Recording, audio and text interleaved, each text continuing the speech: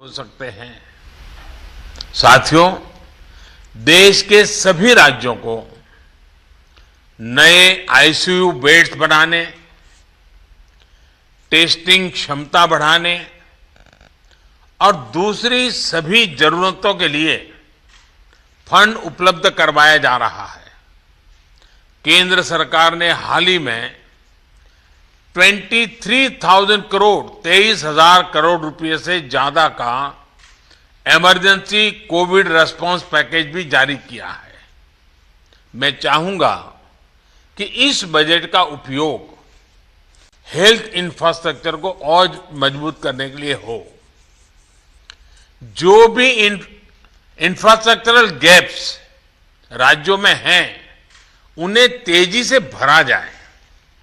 खासतौर पर ग्रामीण इलाकों, रूरल एरियाज, उस पर हमें ज्यादा मेहनत करने की जरूरत है। इसके साथ ही सभी राज्यों में आईटी सिस्टम्स, कंट्रोल रूम्स और कॉल सेंटर्स का नेटवर्क मजबूत करना भी उतना ही जरूरी है। इससे रिसोर्सेज के डेटा, उसकी जानकारी पारदर्शी तरीके से नागरिकों को मिल पाती है।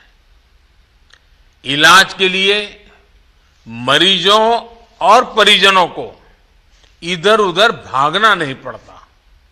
साथियों, मुझे बताया गया है कि आपके राज्यों में जो 332 पीएसए प्लांट्स एलोकेट किए गए हैं, उनमें से 53 कमीशन हो चुके हैं।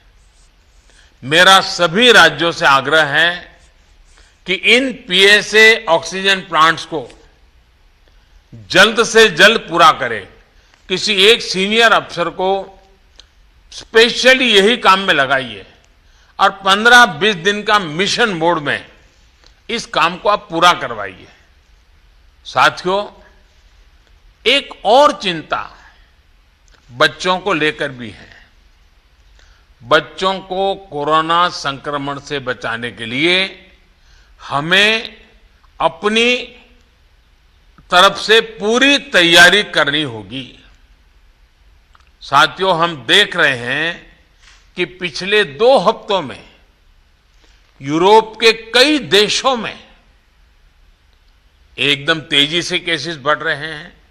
अगर हम पश्चिम में देखें, चाहे यूरोप के देश हों, चाहे अमेरिका, इधर हम पूरब में देखें तो बांग्लादेश, म्यांमार, इंडोनेशिया, थाईलैंड, बहुत तेजी से केसेस बढ़ रहे हैं और कल्पना बाहर का अनेक प्रकार से कहीं पर 4 गुना, कहीं 8 गुना, कहीं 10 गुना बढ़ोतरी आई है। ये पूरी दुनिया के लिए और हमारे लिए भी एक चेतावनी भी है, एक बहुत बड़ा अलर्ट है। हमें लोगों को बार बार ये याद दिलाना है कि कोरोना हमारे बीच से गया नहीं है। हमारे यहां ज्यादातर जगहों में अनलॉक के बाद की जो तस्वीरें आ रही हैं, वो इस चिंता को और ज्यादा बढ़ाती हैं। इसका जिक्र मैंने अभी नॉर्थ ईस्ट के सब साथियों से बात कर रहा था, उस दिन भी किया था। मैं आज फिर से जोर देकर के इस बात को दोहराना चाहता हूं। आज जो राज्य हमारे साथ जुड़े हैं, इनमें तो कई बड़े मेट्रोपॉलिटन शहर हैं, बहुत सघन आबादी वाले हैं। हमें इसे भी ध्यान में रखना होगा। सार्वजनिक स्थलों पर भीड़ लगने से रोकने के लिए हमें सजग, सतर्क और सख्त होना पड़ेगा। सरकार के साथ साथ अन्य राजनीतिक दलों, सामाजिक संगठनों और एनजीओज को, सिविल सोसाइटी को साथ लेकर हमें लगातार लोगों को जागरूक करते रहना है।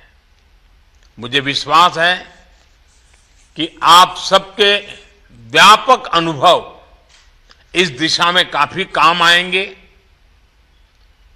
आप सबने इस महत्वपूर्ण बैठक के लिए समय निकाला, इसके लिए आपका बहुत बहुत धन्यवाद। और जैसा आप सभी आदरणीय मुख्यमंत्री जी ने उल्लेख किया, मैं हर पल अवेलेबल हूं, हमारा संपर्क बना रहता है।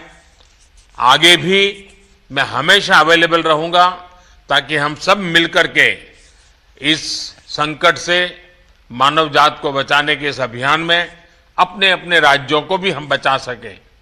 मेरी आप सबको बहुत शुभकामनाएं हैं। बहुत बहुत धन्यवाद। तो देखिए, कोरोना को लेकर संवाद कर रहे थे प्रधानमंत्री नरेंद्र मोदी और 6 राज्यों के मुख्यमंत्री के अलावा कैबिनेट के भी तमाम मंत्री जुड़े थे और तीसरे वेव को लेकर, बचाव को लेकर तमाम जो उपकरण है उसे बढ़ाने के लिए कह रहे थे और एक संदेश देने की कोशिश की कि कैसे कोरोना से आगे बचा जा सकता है।